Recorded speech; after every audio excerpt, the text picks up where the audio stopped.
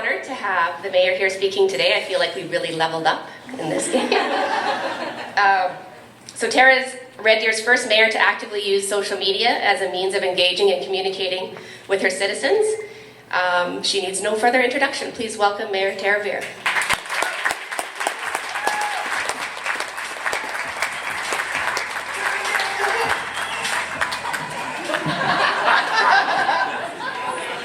That was good. If I was a boxer, that would be the song I'd come out to now. Thank you for that. Thank you so much, Brenda, and Social Media Breakfast. You know, I have to tell you, I make a lot of speeches in the community. I'm thrilled to be here today.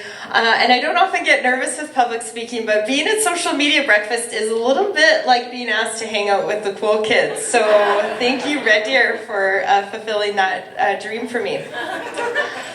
Thank you so much for the privilege, and all of you for taking the time to be here this morning. I know that everyone's busy, and I just love when community comes together. And it's great to see so many familiar faces. And the fact that many of you, I've had an opportunity to actually meet you for the first time or engage with you on social media, and this is the first time that I've met you face to face, I think in and of itself speaks volumes. Thank you also to both Get Comedy, Accurate Accounting, and Reverse Dealers into the Scott Block for your hospitality this morning and for having us in this great historic space. For those of you whom I've engaged with on social media over the past few weeks, you're aware that my working title has been the reluctant social media user. And so I upgraded it today, and I've refined it to being, although my PowerPoint doesn't reflect that, but it's more the reluctant Twitterer, because one, and I'm going to talk about that a little bit later, of how much social media has actually changed our language.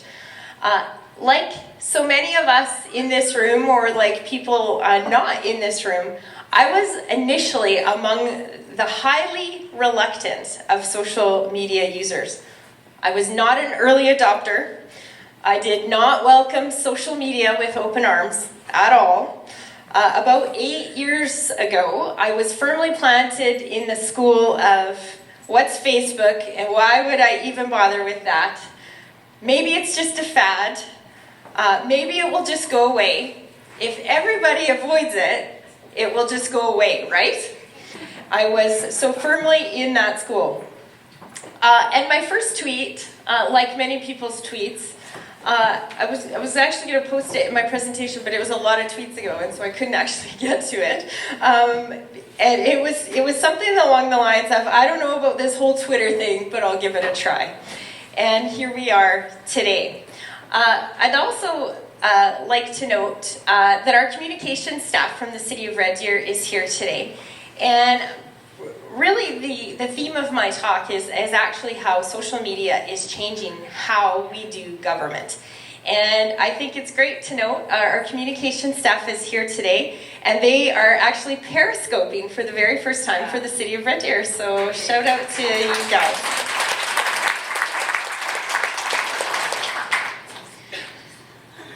And I brought door prizes. I hear Social Media Breakfast loves door prizes, so I brought recreation parks and culture passes.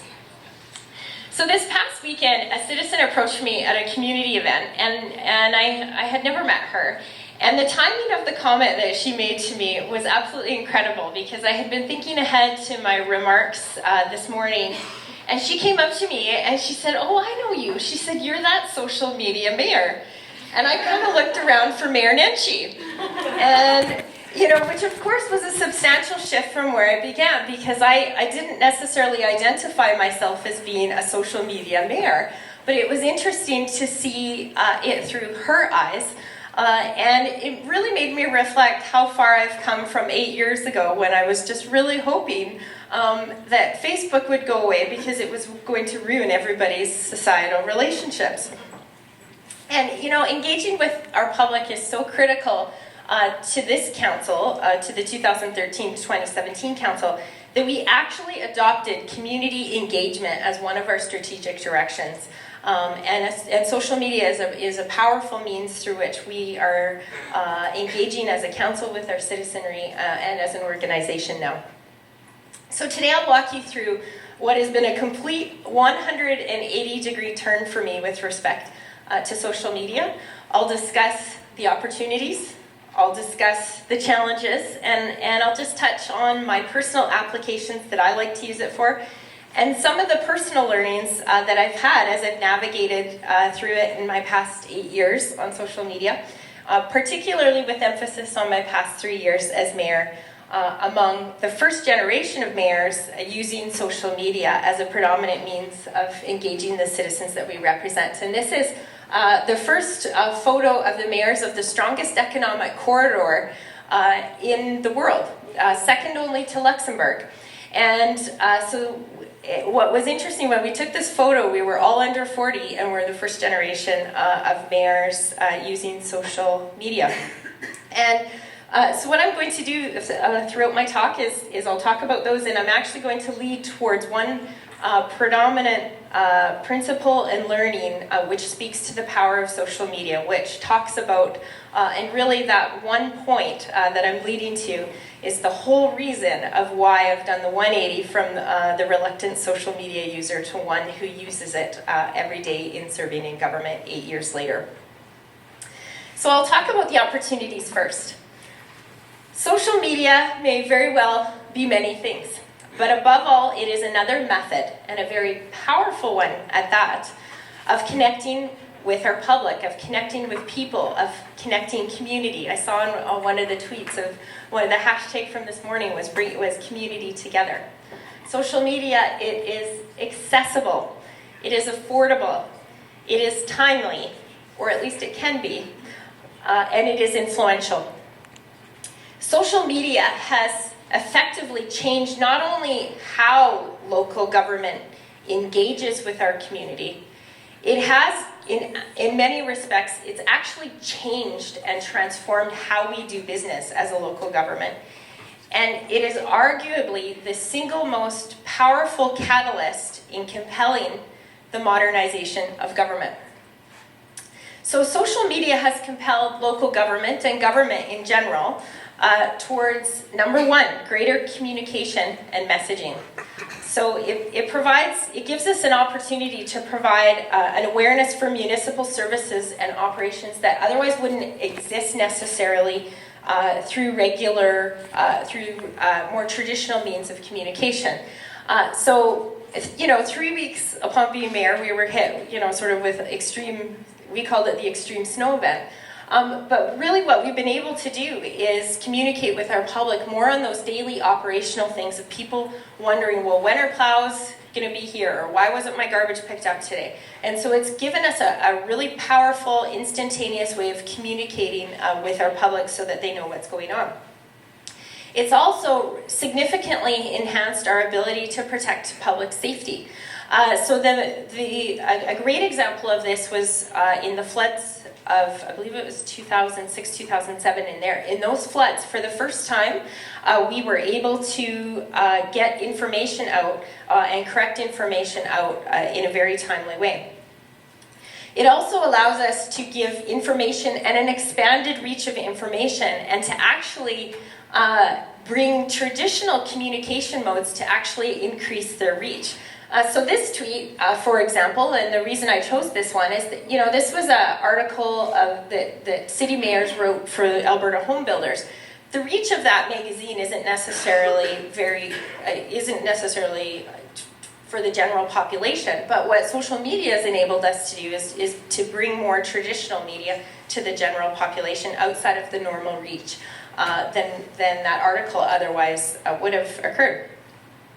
It also allows us to fill information gaps in a changing traditional media climate. So for example, Red Deer had the closure of RDTV or Global, but it allows us to still get the story out there.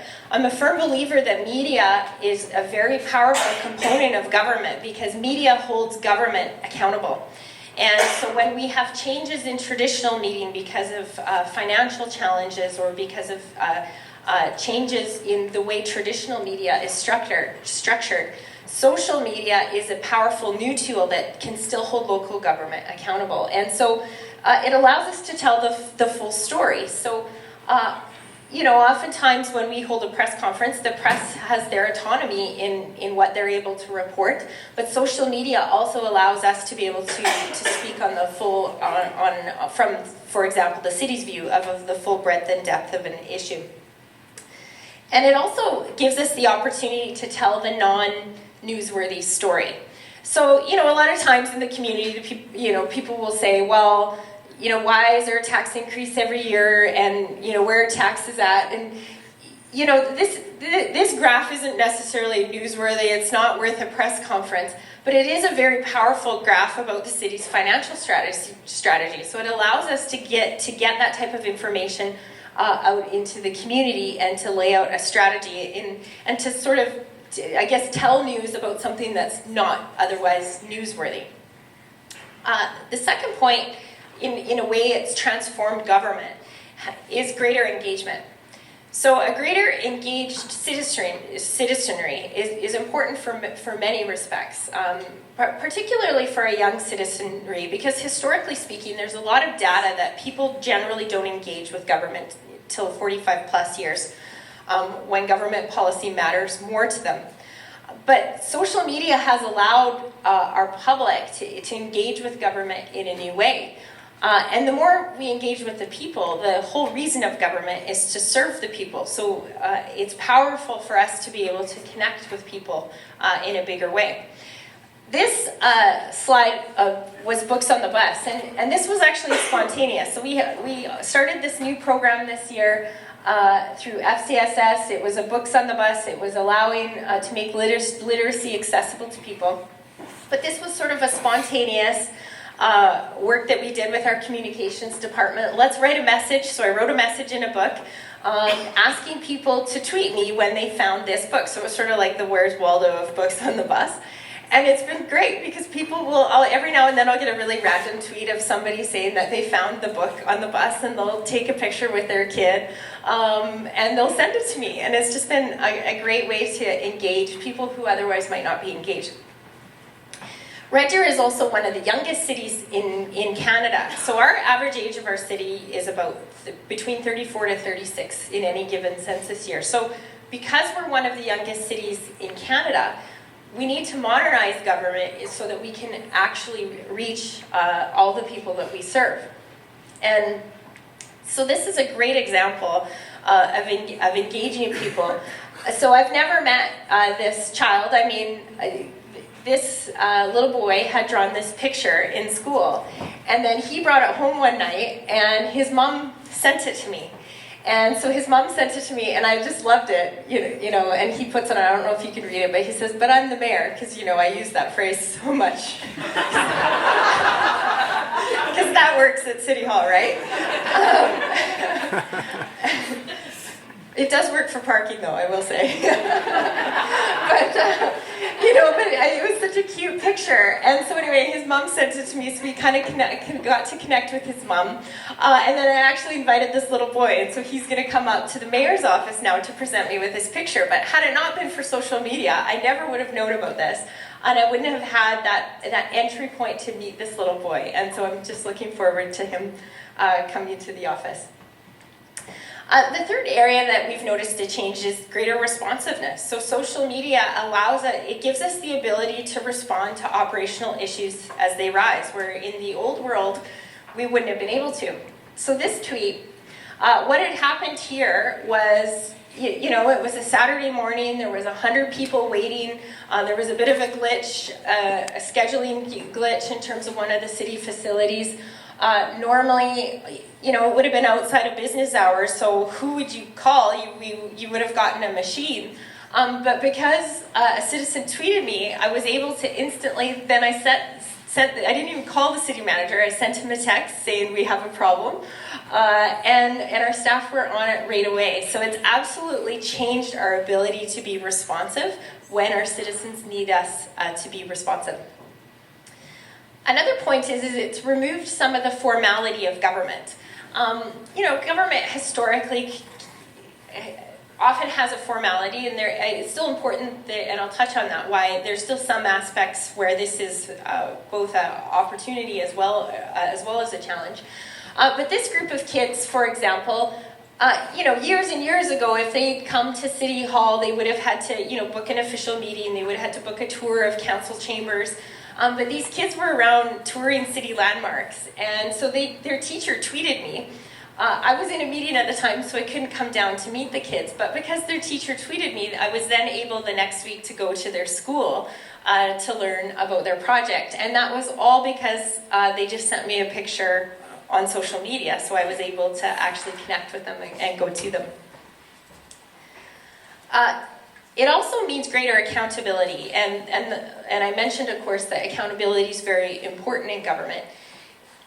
The accountability and accessibility of elected officials, it means that we'll be more accountable. The more accessible we are, the more accountable we are for our decision making. And the public knows if we're on it or if we're not on it. And, this is somebody had sent me a tweet. I put this one out because I thought it was kind of a funny one. I had been tweeting. I mean, occasionally I get busy and I can't always tweet as much as I want to throughout the day, so I kind of power tweet at night when I, have an hour to myself. And so anyway, it was a Friday night.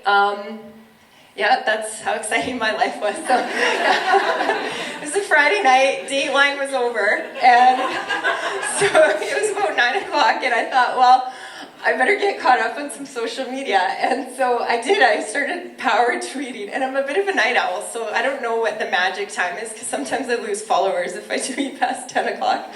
So I kind of was power tweeting, and I think there was a snowstorm coming, and I was like, oh, I better start getting some messaging out. And, and then this one citizen tweeted me, and he was like, go to bed. Like, he's like, it's Friday night, go do something fun. And I was like, no. And he's like, people know there's a snowstorm coming. And I was like, no. I've been down this road before. So my response was, no, if I send one tweet, it actually was saving me time. Because if I send that one tweet on a Friday night and give upfront information, it actually saved me from doing it on the back end on Monday morning when people would have been more upset. So, it just makes us more accountable and is another mechanism for our citizens to know that we're on it. Another area where social media has changed local government is greater influence. And we've really noticed a change in terms of Red Deer's influence both provincially, but also nationally as well. And it's been a really powerful means for us to bring Red Deer to the provincial stage. We have a lot of data. We worked on an identity project where a lot of people assume Red Deer, as I sort of represent Red Deer throughout the province, people will often come up and they'll be like, oh yeah, I've been to Red Deer, I stopped and I got a coffee, or I filled up at Gasoline Alley, and I was like, well, that's the county, that's not Red Deer, it's Red Deer County. And, but what has happened has been, because of Red Deer has a very strong social media presence as a community, people are starting to see the real Red Deer. So people are tweeting our trails, they're tweeting our incredible festivals, they're tweeting about these incredible sports tourism events that we're hosting. And so what it's done is it's actually changed the image, identity, and profile of our community to the rest of the province and the country. It's also helped us to gain momentum around issues. So Red Deer has sometimes struggled because we're the largest of the mid-sized cities, but we've struggled to get the attention of provincial and federal orders of government for infrastructure funds because the predominant population is in Edmonton and Calgary. But I use this one because the Alberta Primetime one night, I was watching Alberta Primetime, and they were talking about cuts to sort of this one police program, which Red Deer was really concerned about. So I actually tweeted them because they were talking about how cities were upset about this funding cut. So I tweeted them live on the program, and I had said, I said, yes, Red Deer's very concerned, to just kind of weigh in on the debate. And then they immediately, their communication staff immediately sent a message to our staff saying, well, we want her to come up on a panel tomorrow. So then the next day, I went up on a panel on Alberta Primetime, and it actually prompted a whole round of provincial media about the Red Deer Courthouse, which culminated in a call from the Minister of Justice. And all of that chain of events began with the tweet. So we've really noticed our ability to gain momentum around issues and to get Red Deer's message out there. And again, it's enhanced our image and profile. It's also changed government because it's given us an opportunity for greater partnership. And we've been able to build a bridge between other orders of government and between local governments.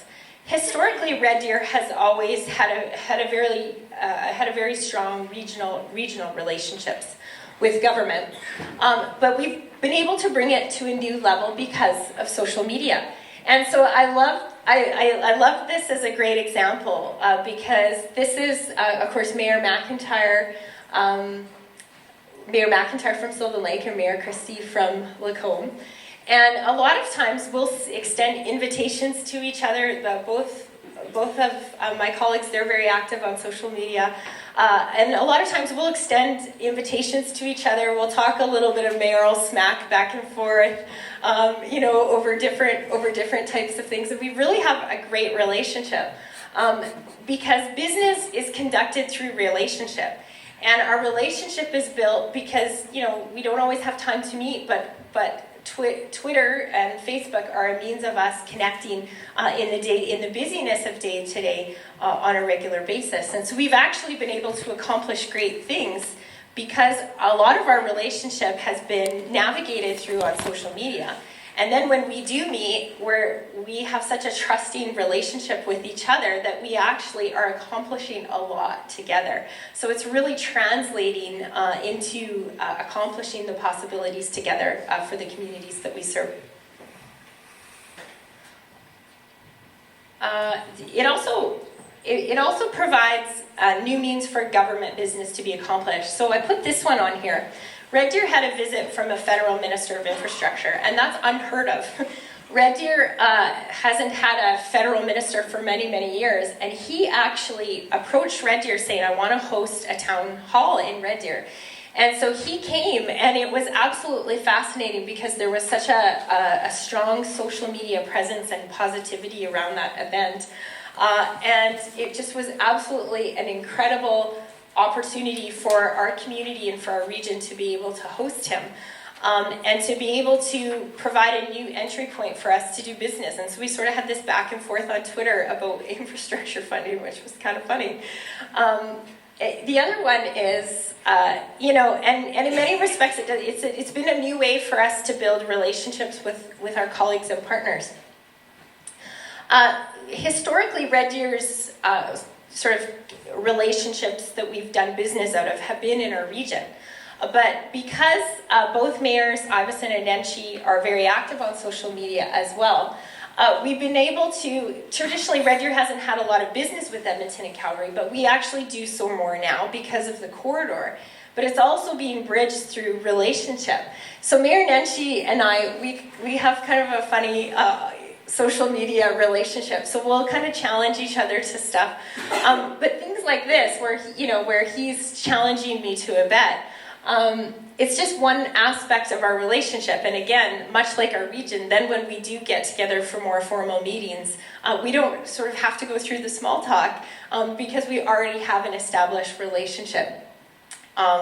And by the way, he lost that bet, so he has to wear a Rebels jersey. He hasn't done it yet. He's been a little bit silent, so. And so yeah, we'll kind of have fun with it. He broke up with me once on social media, where he says, "I'm pretty sure it's over between us." I think we were having sort of an Oilers Flames debate, and so we have a lot of fun with it. So we don't take ourselves seriously on social media, but we always take our work very seriously. Another point, and all of the points that I've outlined in terms of greater engagement, greater relationship, greater influence, all of that leads to one thing, and that's greater opportunity for Red Deer.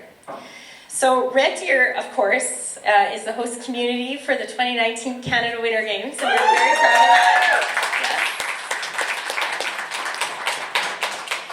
And I have to say, so when the Games Bid Committee came to Red Deer that morning, many of you were there that day, I could tell that Lethbridge had impressed them. So we were up against Lethbridge, and I just had that feeling that whole morning. I was like, we're not, I felt like they had decided, and I felt like we were climbing an uphill battle. But then we had Ron and Carrie McLean, and we came around the kind of the corner for the Red Deer is Ready rally, and there literally was thousands of Red Deerians wearing red. There was a sea of red. And in that moment, I watched all of the bid committee, and that moment, when they came around the corner down Ross Street and leading to City Hall Park, it changed their mind. And that really, Red Deer coming out, our community is incredible. Red Deer always comes out when we ask them to. But a lot of that was generated by the strong social media and public engagement campaign that our Red Deer is Ready team had done. And so the bid committee did an incredible job of that. And so I just use this as a couple of examples. So Ron and Carrie McLean were, of course, our honorary chairs. When Lethbridge heard that, they were like, oh, Red Deer's got it. Like, when you have Ron McLean as your, you know. But anyway, we sort of did this thing where we knew Ron and Carrie were coming. We didn't tell the community that. We knew they were coming, so we kind of just put their picture everywhere around town. And it kind of took on a life of its own where I felt kind of awkward carrying this picture around. But at some point, like, people would come up to me and say, hey, can I get a picture with Ron and Carrie? And I was like, you know, it's not really Ron and Carrie, right?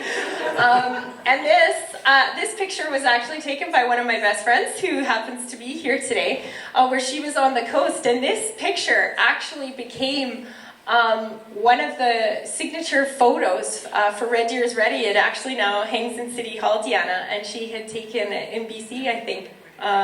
And that really was the picture of it, that Red Deer is ready, and it really is a national photo. And so it really, the whole Twitter campaign, really the social media campaign took off, which culminated in Red Deer rallying on that date, which was the defining moment, which meant that we won a bid that we might not otherwise have won had Red Deer not shown up. Okay. I showed that to them. I don't know if they liked that one. I thought it was funny though. Okay. And so then it culminated on Rally Day. After 43 days of carrying their picture, we got to take the picture with them, so it was fun. And then I gifted them the coroplast picture of them. I'm sure it's hanging on the mantle above their fireplace. Okay. So it's really, it's really given us the opportunity. So the Canada Winter Games is because of Red Deer's, in many respects, our social media presence. It also has given us the ability to build strategic relationships to make possibilities happen. And I've put this one up as a really great example. So a year ago, Sheldon Kennedy and I actually connected on Twitter because we both were kind of tweeting on similar issues and on social justice issues. And so we had connected on Twitter. I had never met him. And so it was interesting because he was speaking in Red Deer. And so I went, I was going to that event, and so I connected with him. And when he stood up and he made his remarks, and he's like, yeah, I've connected with the mayor on Twitter. And so that's sort of how our connection had started. And since that time, actually, then I met him in person. And since that time, we've actually been working with him to bring Sheldon Kennedy Child Advocacy Center to Red Deer.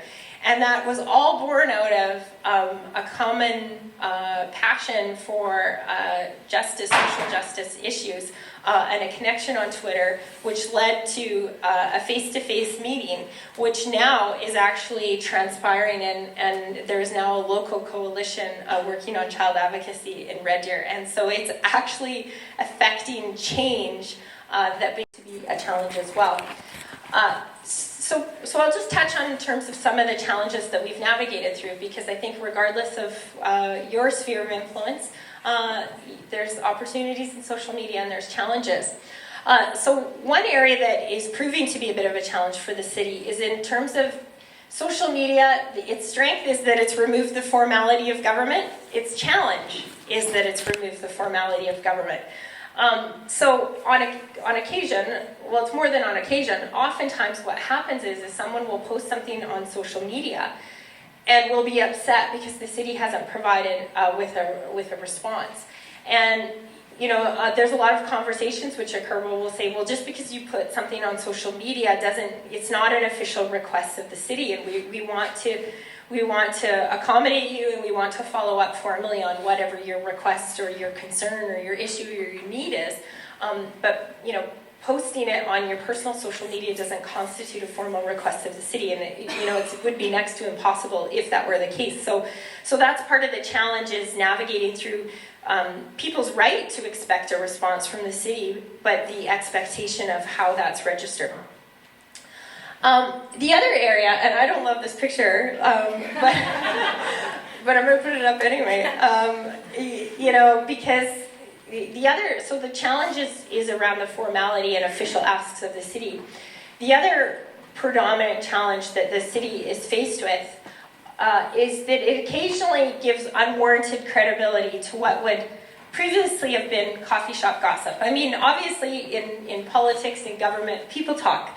And we expect that. We're in public life. That certainly is a natural part of it.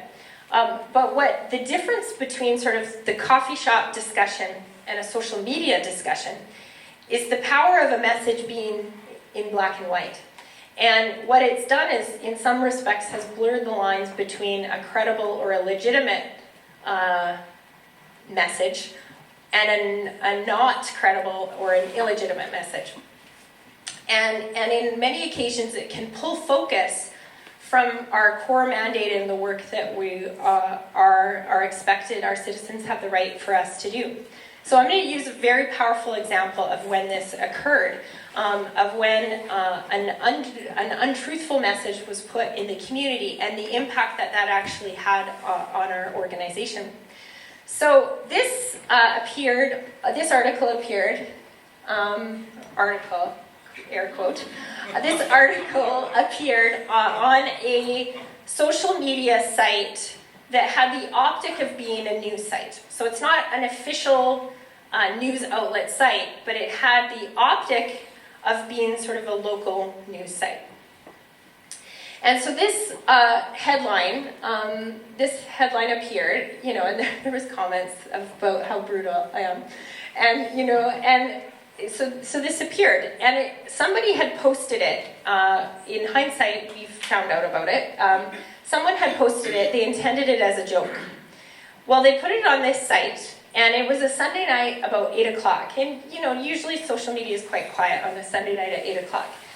And all of a sudden, my phone started to just go crazy. And I had on my Facebook email, all of a sudden I had 100 hits. Then I had 200. And then I kind of hit 1,000. And so I called our city team, I called our communications team, I called our city manager, and I said, what's going on? This is really outside of what should be happening. And a lot of the messages were very inflammatory. I had a loved one calling me in tears, saying somebody's, saying that they're going to come take a baseball bat to your house.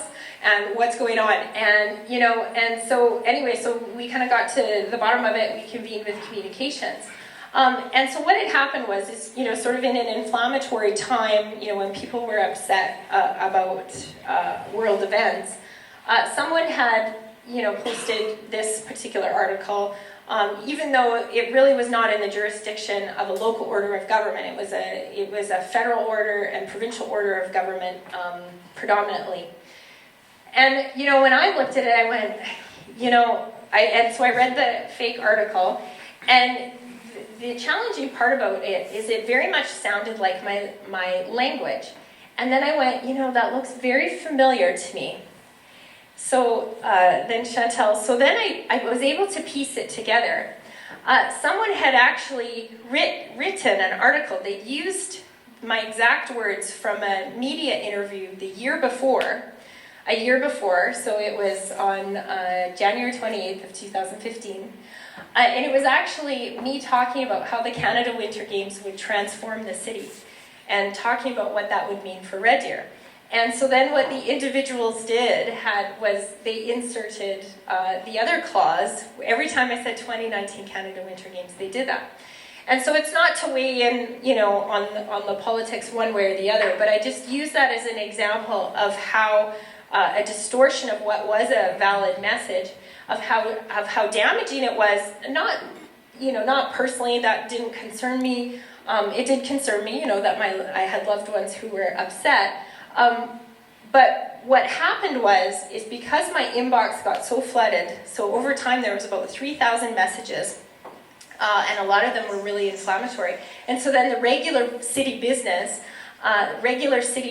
was, in many respects, put on hiatus, or some of those messages got, valid invitations to other events or valid citizen concerns in some of the debate that had occurred around that.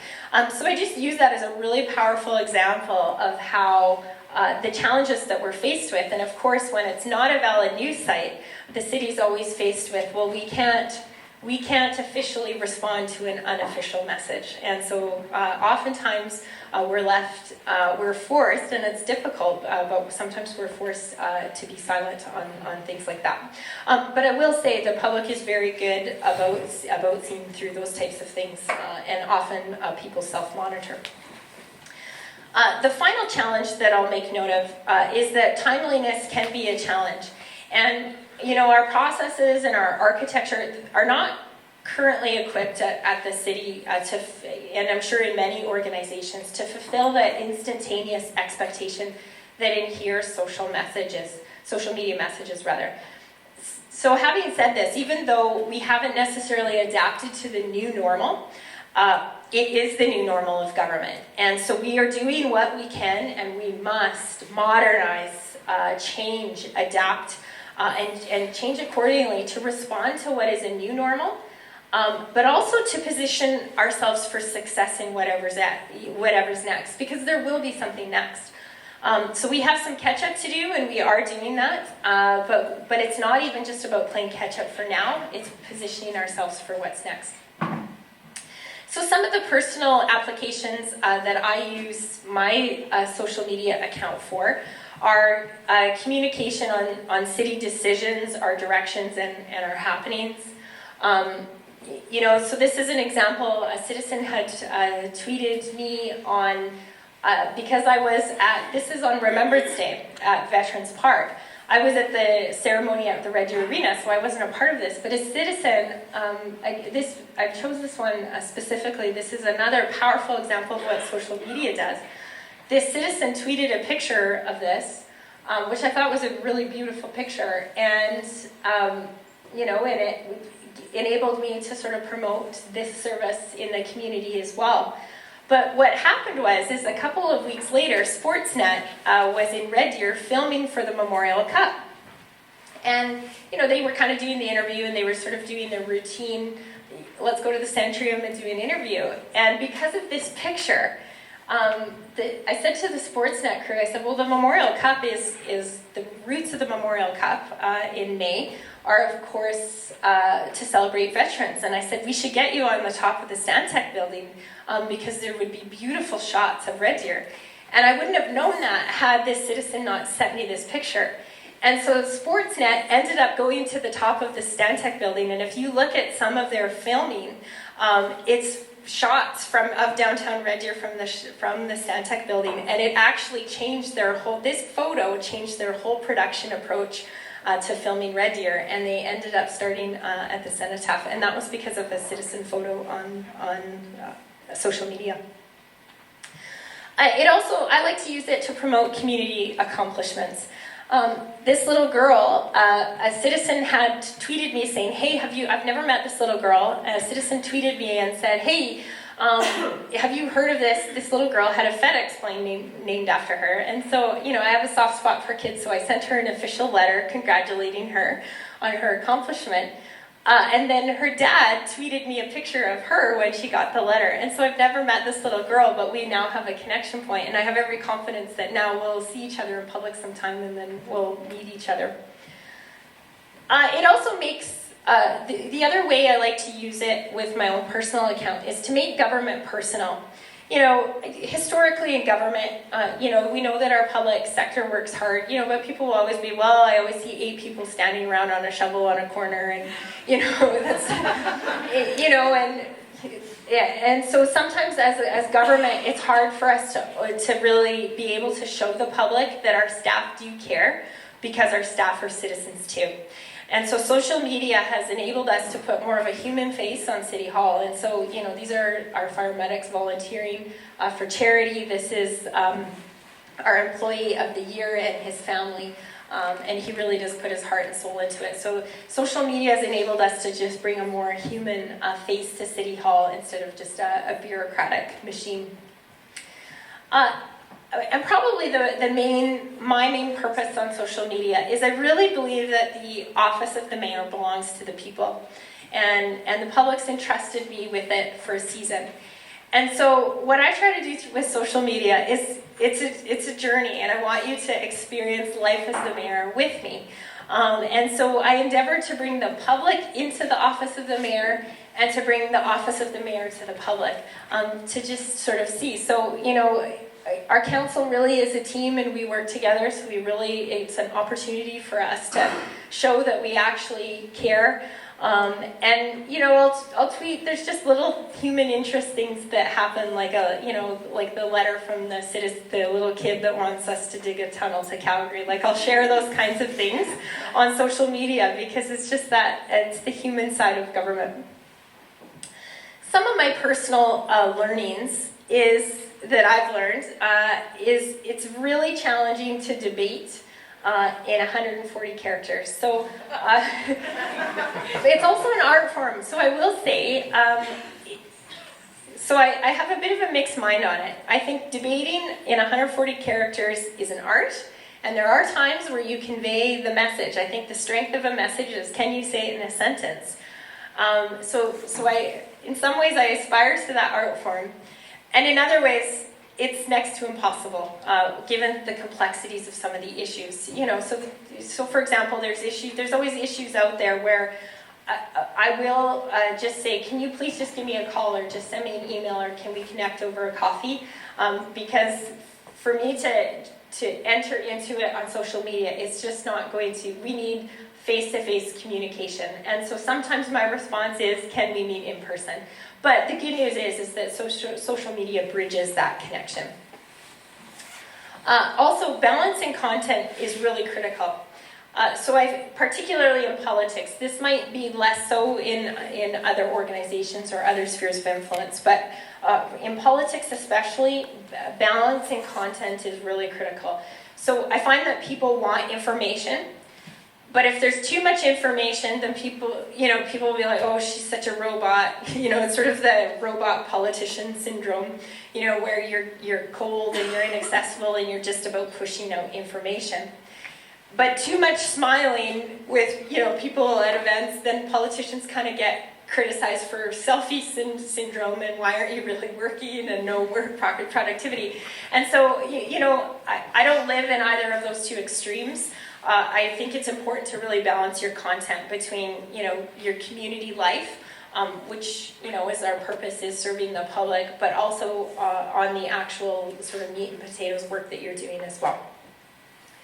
I also choose not to post about my private life because it opens my private life to public discourse. So on occasion, I will give a window into myself personally. I think you have to be your real self on social media. So I am who I am on social media.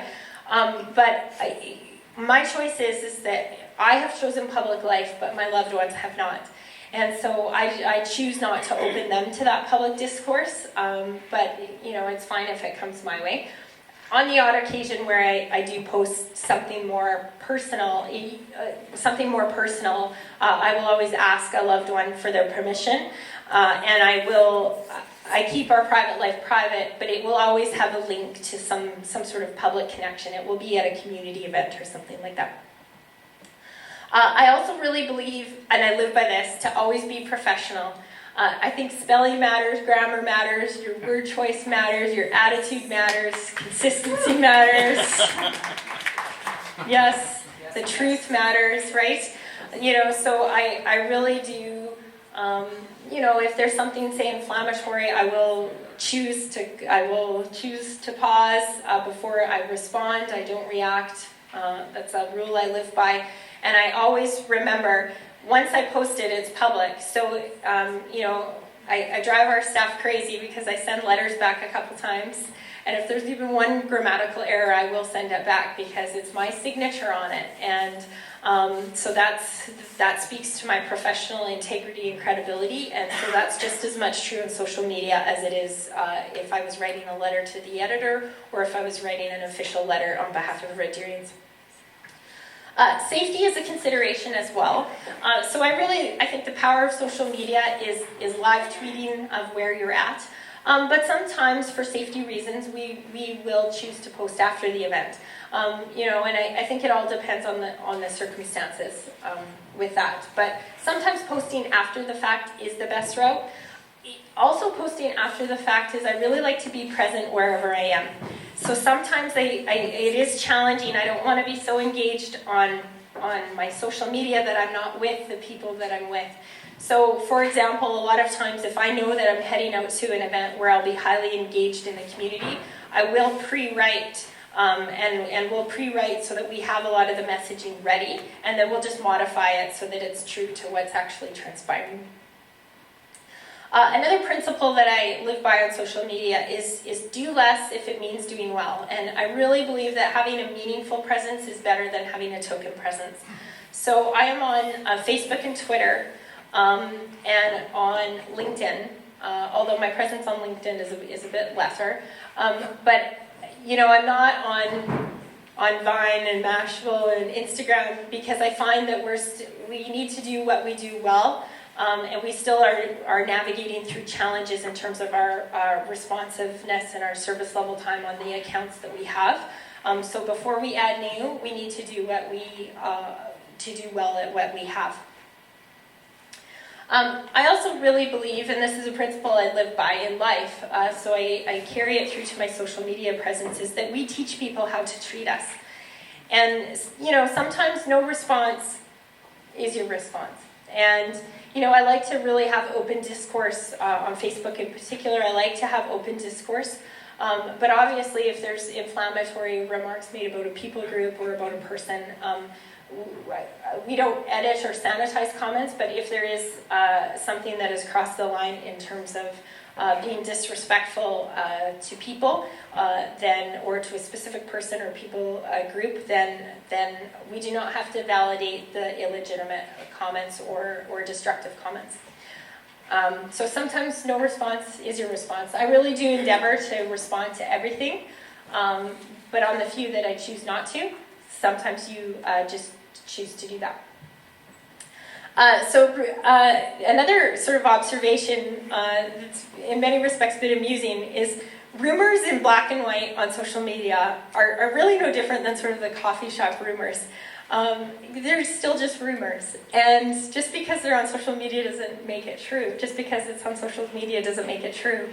And I use this one as an example. So we knew that we got our census results, we were surpassing the 100,000 population threshold, and we wanted, it was really our entry into the national stage from a small city to a bigger city. And so it was a historical moment that Red Deerians were experiencing together last July together, or last June rather. And so anyway, we kind of were trying to plan. It was a challenge for communications to plan a press conference and invite the community, but not tell them what it was that we were celebrating. So it was a little bit of a challenge. So in sort of the 2 weeks of speculation, which in hindsight was probably about 2 weeks too long. There was lots of speculation from, well, were you having a press conference? The number one interest, which fascinates me, was, are we getting an Olive Garden?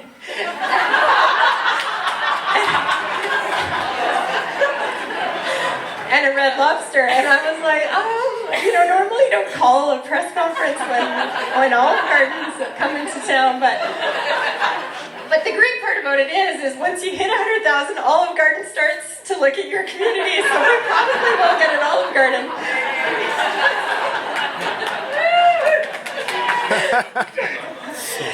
So there was kind of that fun speculation, about, well, are we getting an Olive Garden? To, are we finally getting a certain piece of infrastructure because the provincial government's giving us money? The funny speculation, much of which, we're recording today, so it's not really fit for public consumption. But there was public speculation about my life as well. And I'm like, usually you don't call a press conference to announce certain personal life events. And so, anyway, so there was, Councillor Frank Wong was tweeting me about some of what people were saying to him, and I was like, no, just to be clear, I'm not making a personal announcement. I'm not using public resources and calling a press conference to announce certain private matters. So, but social media made it kind of take on a life of its own. And so by the time we dropped the banner, it was exciting and for everybody who was there, but it was a little bit anticlimactic in a way too, because people were like, oh. I was like, what? That's a big deal. And we're getting Olive Garden. But it's fun. So, one of the radio stations does tweet the mayor, and so a lot of the questions that come in, 1 out of 10 will be sort of, a valid sort of city ask, and then a lot of it will be just more private kind of questions. What kind of snacks does she like? And I'm like, does anybody really care about that? So we don't answer those. But but it is just interesting what people want to know. But I think it all leads to my final point, and all of this I think points to that. So kind of the final observation that I'll share in terms of just some of my learnings in navigating through 8 years of social media is, as much as people want to know about city happenings, and they want to know that their mayor is working hard on their behalf, people want to know that. They want to know, are you doing what you promised to do? What's going on with the city? This is broken, please fix it, or this is great. At the end of the day, and I have to say, I'll tweet on snow and ice control, and I'll maybe get 2 or 3 retweets, maybe a favorite. But I tell you, if you want to get some hits, tweet a picture of a baby. And this is baby Arlo. He's our 100,000th citizen. And he I think was my most popular tweet of 2015, and he's adorable. Tweet a picture of an animal at the dog park, and photos of mom still win the day. So this is my mom. I ran into her. I was at a speech and I ran into her. And, and this just amazed me because of everything I've ever posted on social media in 8 years. This was the most popular post. And my mom doesn't even use Facebook. My parents call Facebook and Twitter, they commingle the language, they don't get it, they think it's going to ruin society and all that. So I posted this on my Twitter, and I posted it on my Facebook, and I instantly had about 600 likes on my Facebook for this very simple photo. So I told my mom that, in future elections, she needs to be my campaign manager because she's more popular than I am. So, but at the end of the day, I really think, the sort of the baby animals, parks photos, your mom, as much as people want information and they want facts and they want to know you're working hard, they still want a real person delivering all of that. They still want a genuine person. And so I've really learned through all of this that you need to really be who you are on your social media presence. And that your genuineness needs to come through. You don't need to know when I'm brushing my teeth, but you do need to know who the real person is behind it. And so it's not a persona, it's not about an image. Effective social media is true to who you really are. And I have said all that to say this, because of where I started as the reluctant Twitterer.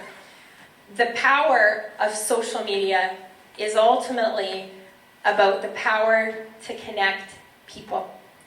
And I mean, really, look at us today. We're gathered today in community life because of social media, not despite of it. Not despite it, rather. And our ability to make possibilities happen together in this great community that we are so fortunate to call home, our ability to do that and make possibilities happen together is only correlated and is only as successful as our community relationships with each other. And so while social media, and that's where a lot of people's fears are rooted in, has the power to disconnect people, it does have the power to disconnect people. When we disengage from the people in front of us because we're on our phones, then we're disconnecting from people. But we cannot underestimate its power to connect people if we use it for the purposes of connecting people, and if we use it for the purposes of building community life together. And so throughout the process of preparing my remarks today, my social media journey really did begin. Without a doubt, I was the reluctant Twitterer.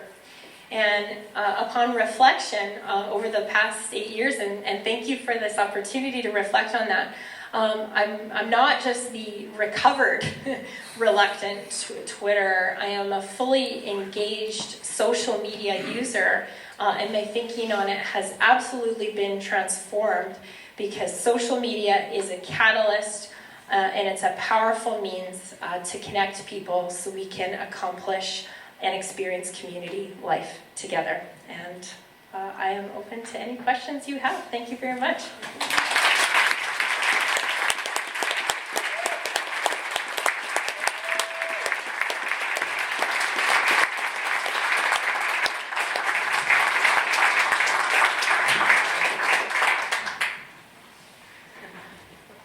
Anyone? So when you mentioned crafting, or not crafting, but you work with your team to craft some of the messages that come out, how many of those are like just for the city specifically, and how many of them are like for your own personal social media? So in government, so of course we have very clear separation of offices. So the government arm and the administrative arm are very separate. We work together in tandem as a team, but there's a very important autonomous line between them both. I manage all of my own personal social media accounts, as does council. And, we have the disclaimer sort of views do not officially reflect the City of Red Deer. I will say though, my account though is essentially a hybrid. As the Chief Governance Officer, I am in a unique position where I am the spokesperson for the organization. So I do work closely with communications. So the City of Red Deer will always be the official site for press releases and whatnot. My job is to bridge that for the community. So I will often use the official release, so for example from the City of Red Deer site, and then I'll post it sort of with what does this mean for you, Red Deer, so I'll put my own flavor on it. Some great examples around sort of crafting, I think, or of messaging will be, for example, the Mayor's Awards are coming up in June. And so that's an event where it's a community event, it's for the community, and that's one where we want to live tweet as it's happening because not everybody will be there.